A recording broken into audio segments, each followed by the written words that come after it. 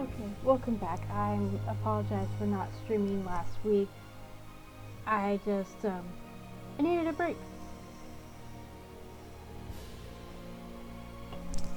But I fully intended to come back and do stuff. And I kind of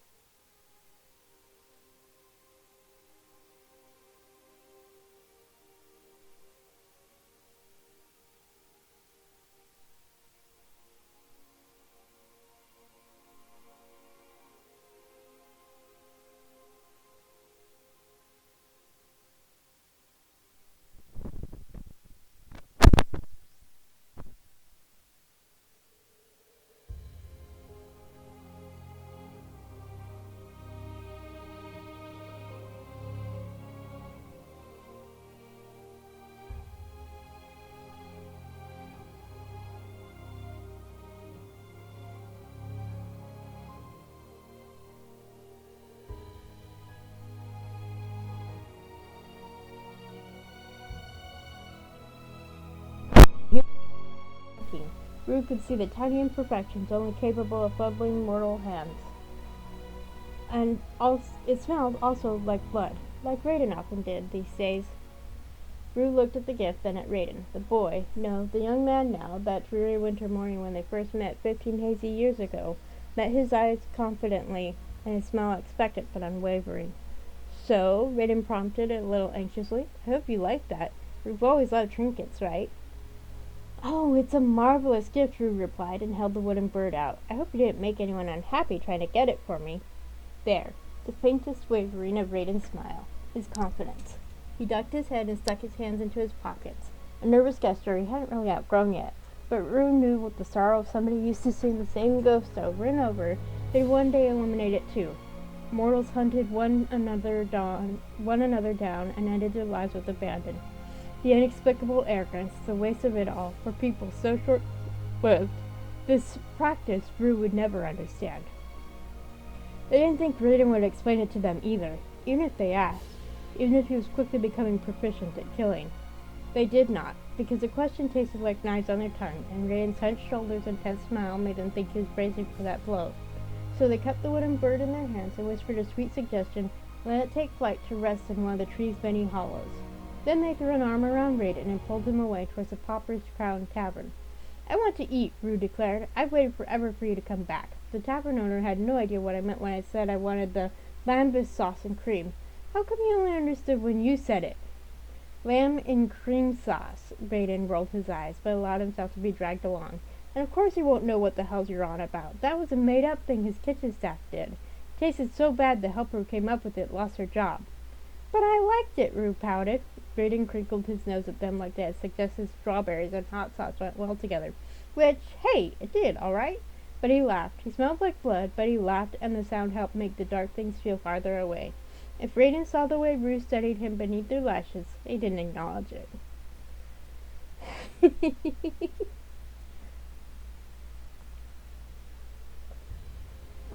Some people just have weird tastes, and it would make sense that Rue would have some odd taste. The Raven.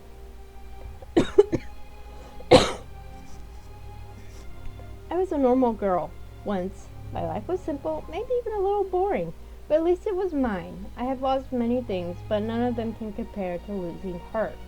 I spend every waking moment looking for revenge, wreaking havoc upon those who took her from me, or that even dare to utter their names. Memories I've long tried to dispel always seem to creep up on me like an icy hand, clawing at my throat and threatening to suffocate me. Blonde hair that shone in the sun, skin tanned like an inviting glass of warm brandy, freckles that swept across the bridge of her nose like flecks of paint from the tip of her brush.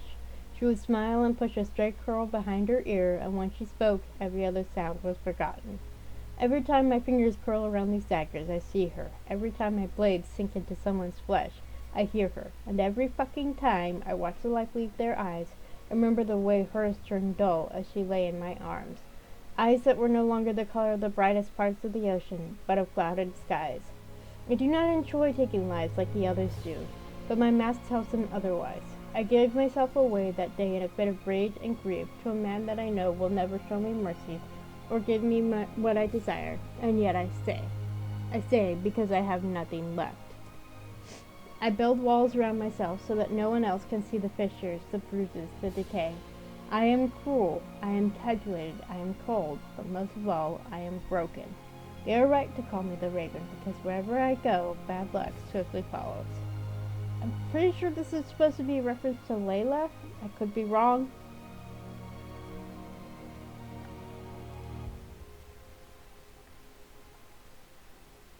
Geography. Aurelium. The continent the story is taking place in. It is a mountainous and northerly land with heavy snowfalls in the winter and mild summers, and a slightly more temperate climate if one moves to its southernmost reaches. Orontes and Vithras exist on the northwestern coast of Aurelium, with the massive expanses to their east and south largely left to their own devices. Orontes, the Sunrest Land. Orontes is the country where the capital city Novus is set in. It is a reclusive kingdom with an absolute monarchy and rumored to be ruled by demigods. The land the kingdom is built on is ancient, once sacred land, and those outside its borders consider Orentians who had since won the favor of the fickle gods who dwelled there, both queer and interesting. Backed by a thick forest, a stormy coastline, and mountains, Errantus rarely saw invasions from neighbors, and those who tried in the past paid dearly in blood and souls. Nevertheless, it takes pride in its warriors, power, and sense of order, and in protecting its resources-rich neighbor has continued to maintain a strong war presence since its creation. Errantus has a long history of especially battle-suited mares, and deals in precious metals manufactured and mined from its mountains. Vithris, the sun-struck land. Most direct neighbor to Errantus is this almost fey-like country of vast valleys, winding rivers, deep lakes, and rolling hills. Although it's located only a little further south, Vithrisian amiability with their fey neighbors and ancient land spirits granted them exceptional fertile soil and agricultural might. Vithris provides Errantus with much of its grains and food, and Errantus in turn provides them with military protection from greedy southern neighbors. Long had the Fey Lords and Elven Queens of Vithris feared Errantus's own appetite and suspicions about their neighbor looking to conquer and annex them kept relations between the two tense. Vithris is landlocked, and their only access to naval trade is through Errantus. Their capital city is Adelna, named after their own patron deity, much like Errantus's capital is named after Novus, their progenitor god. The people of Vithris have long since perfected the practice of bargaining for favors from their fey neighbors and other fantastical creatures in their territory, resulting in the country seeing a high number of druids and what common folk referred to as warlocks, mages who exchange their services or loyalty to an arcane or nature entity for education and strength. They are also, much to greedy Rentesian merchants' chagrin, extremely thorough small print readers, the most cheap-proof farmers there ever were.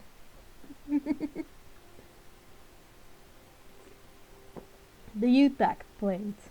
A hodgepodge of loose tribes, independent city-states, ever-shifting nations and alliances, Errantus and Vithris alone were two of the most enduring countries in the region, while the world around them had been in turmoil for well over 100 years, since the failed attempt at conquest by a powerful but cruel emperor. Errantus does not concern itself with the exterior. It is Vithris who sees the most contact with these outsiders as they engage in trades and skirmishes with the rest of the world. Ring of Pearls. Most of Errantus's enduring trade partners came from overseas, of 8 city-states set up on the shore of their neighboring continent, Suritz. These cities are collectively known as the Ring of Pearls, as a nod to their burgeoning wealth, but what politics take place in Suritz itself is not known, and not cared, by Errantus.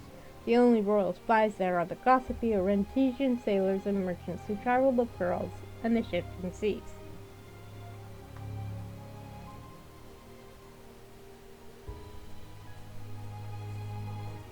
Preface. For the people of Novus, the pantheons they worship are not simply embodiments of ideals or hopes, rather the elder forces of nature which had roamed the land before they settled there, and worship is more akin to paying respect to those forces that had permitted them to dwell alongside in peace, rather than the fervent crusaders' faith seen elsewhere on the continent.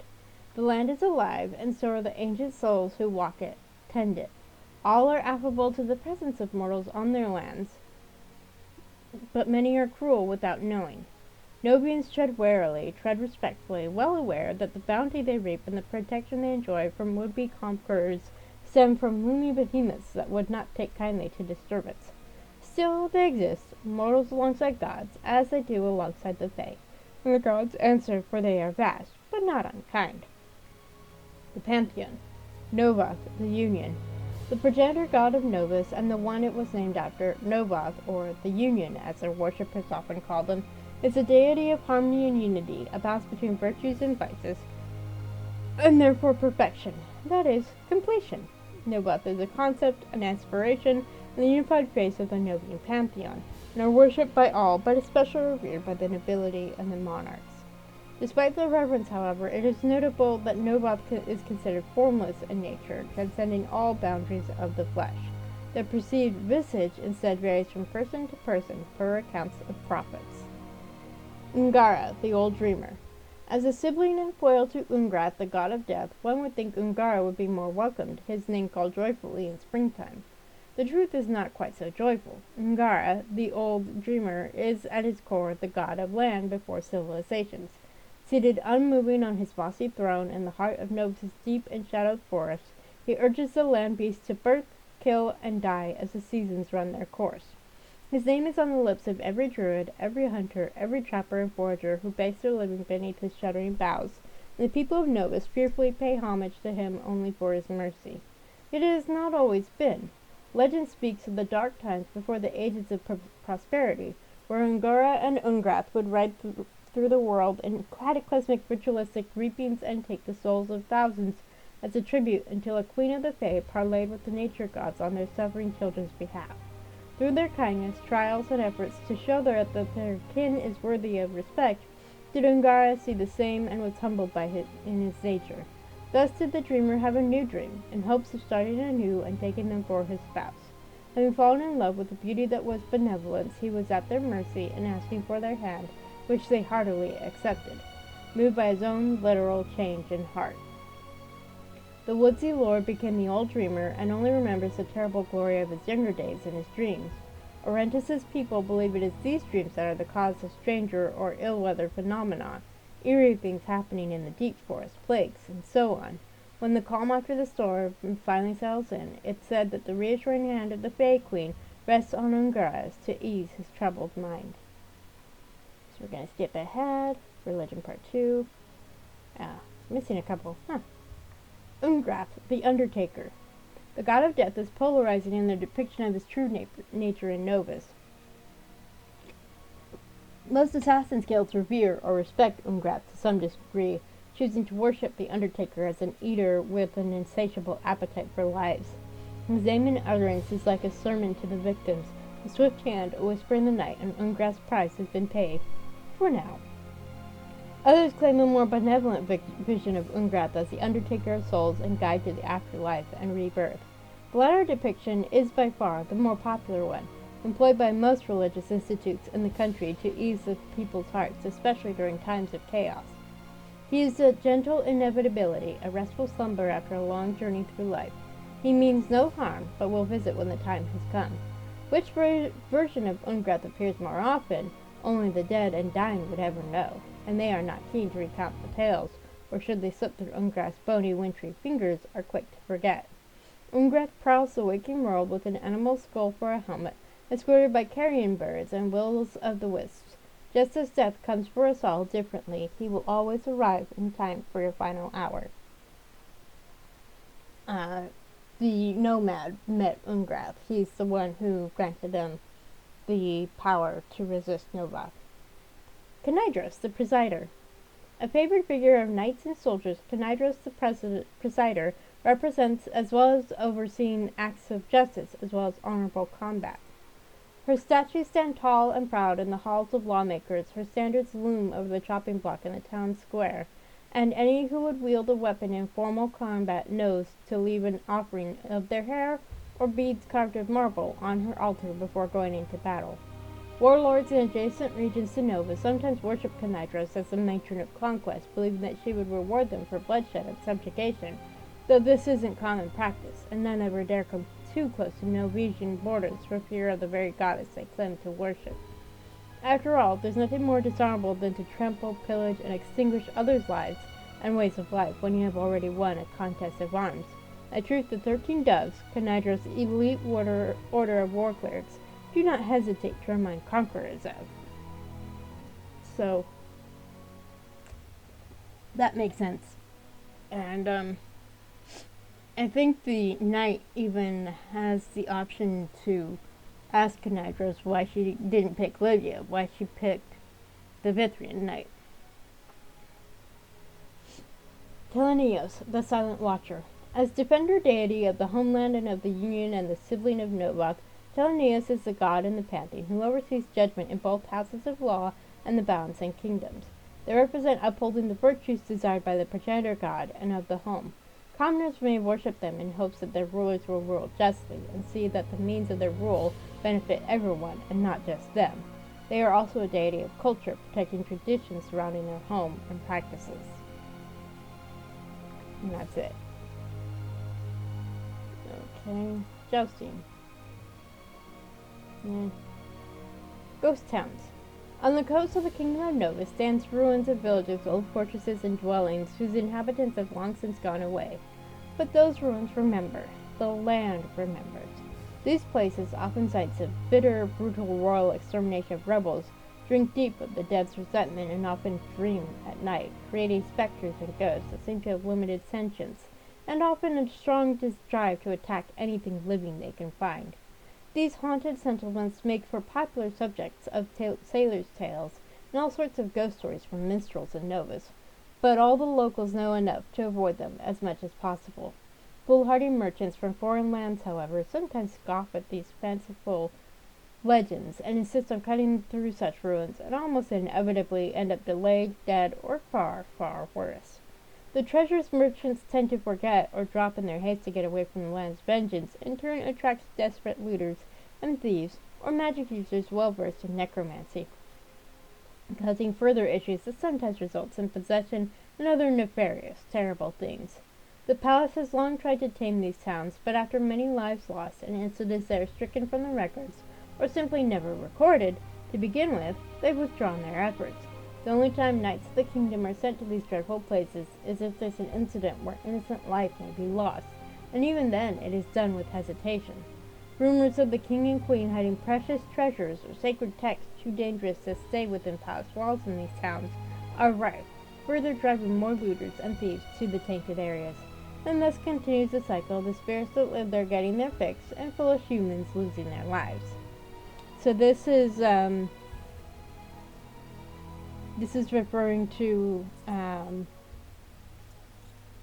the incident that happened with Eric, what that caused him to be exiled.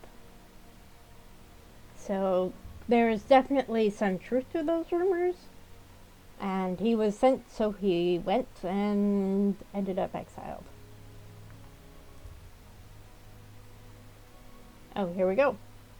The Knight Commander screamed as a roar of effervescing fire burned behind him, around him, and he inhaled nothing but black smoke. The clang of steel was quickly shadowed by the shrill screams of his comrades. Then came a cry of his name, louder, guttural, dying. His men are dead, every last one of them. They're nothing more than a mass of steel and flesh and vacant eyes staring at a starlit sky. If he survives this, he wants to be the one to tell their families, to say they died as heroes, but I doesn't think he'll be granted the honor. Through the burning, the drying blood against his skin, the ache of overwhelming loss, his chest fluttered and sank. A melting sensation took hold of him, reality fading, everything slipping through his fingers. He was experiencing the end. The end of his life, maybe, but certainly the end of all things that he had come to hold dear. No longer did he hold the title, of that much he was sure, and so he stood on the battlefield as just a man holding a sword, fighting to stay alive for the kingdom. So that's, Eric's visceral experience, I guess you could say. The Spy Master. Okay.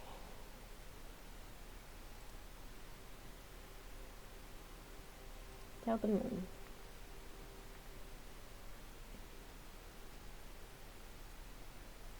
I've always been in love with midnight conversations, but because of you, I've now come to favor ones that don't end with a knife. To feel closer to the stars, I just need to be near you, for you wear galaxies upon your skin. I can see lifetimes written in your eyes, centuries lived and observed, and yet you say you still have so much to learn. You also say there is love in my heart, but you know there's murder in my veins. You wear different faces, and yet I somehow recognize you in every one.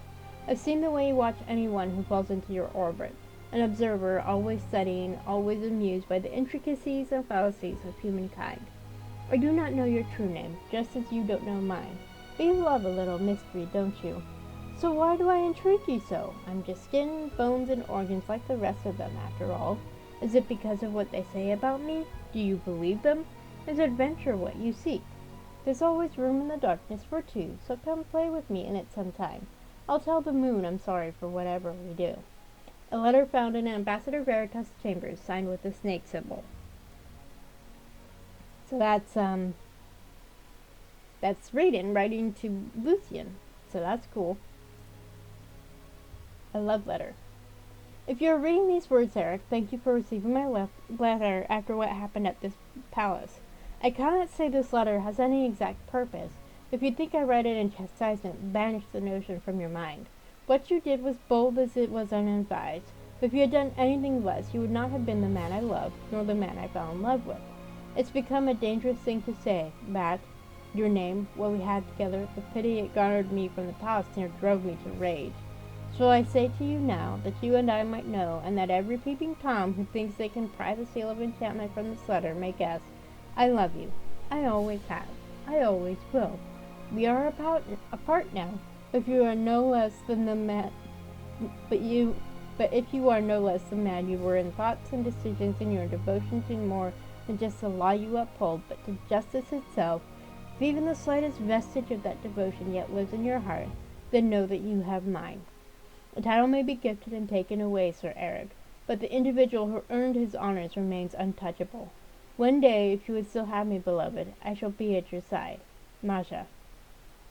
Postnote. Ah, so this is what it is like to write a love letter. I hope you are proud of yourself, Eric. You made me do it. Me. Write a love letter. An unsent letter found in Lady Masha's chambers. Oh, so this, I'm pretty sure this is written after he was exiled. Ugh. So sweet. Okay, so the guide.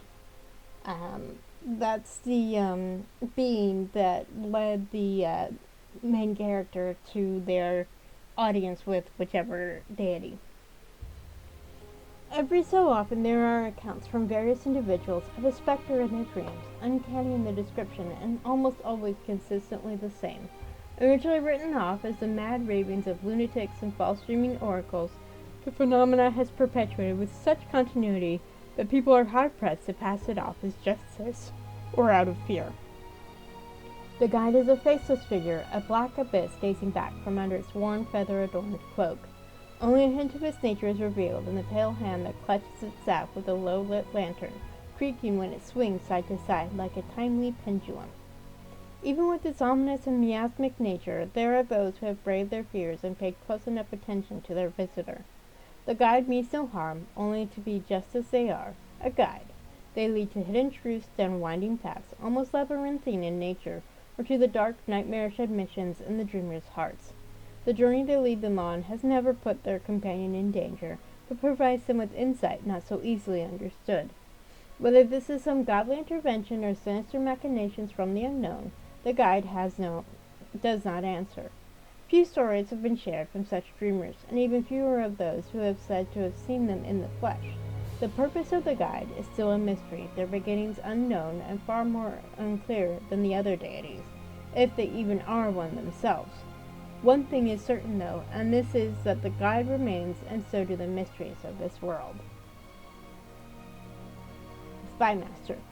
Largely and unnecessarily at his own insistence, known as the Lord of Ravens, Count Nazir Olienka sees that royal messages are sent and received throughout the kingdom with utmost haste. More importantly, he also sees that the orders within are carried out to his and her Majesty's exacting satisfaction, and that no whispers of rebellion or discord are allowed to grow further than rumors. His heroic role in the peace and security of this realm has awarded him with territory of his own. In truth, Nazir's physical location is a guess most of the time, and prefers to keep it that way. Few can travel as swiftly as he, and none can strike as ruthlessly when insurgents begin to forget that they live only by the crown's mercy. So, jousting. It is customary for the Novian royal knights to hold open attendance jousting practices to show off their members' progress and to allay any doubts their aristocrats might harbor about the order's might. These gatherings are not spectacles meant for the masses, thus receiving little fanfare or announcements in the city. Those who do attend are often nobles and a few sports enthusiasts and the occasional ambitious thief or assassin. Okay, so that's all of the codex entries that are available. I don't know what these other ones are. I have not unlocked them, obviously. I love this little sketch of Rue.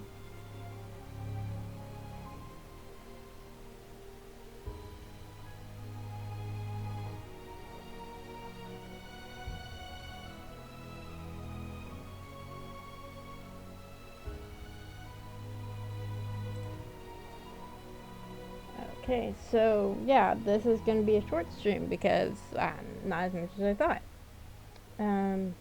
Credits.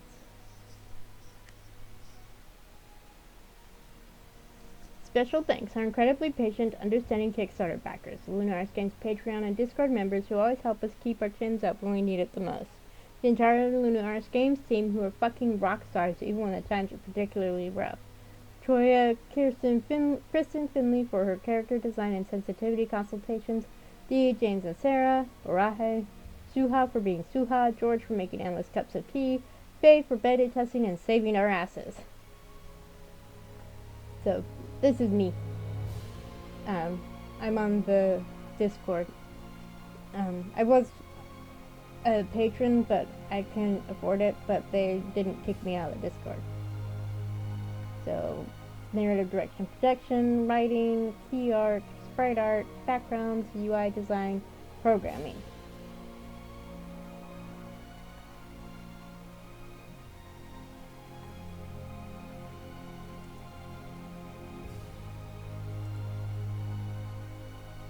Yeah. I did mean to do a bad ending playthrough, but I never got around to it. I kept getting distracted. So that may be what those missing codex entries are for. So I'm not quite sure what I'm going to do next. I mean, I do still have the Derek DLC to finish live streaming for Our Life Beginnings and Always. But I've also been thinking, excuse me, about live streaming a more mainstream game. Not sure which one yet. I have some ideas. Because there are games I want to play, I just haven't taken the time to do it. I keep playing the same games over and over. So anyway, thank you for joining. If you're watching this on YouTube, please like, share, subscribe. There will be a link to the pages on itch and Steam to buy this if you have not already, in the description. So yeah, thank you for joining me, and I hope you have a great day whenever you watch this. Bye!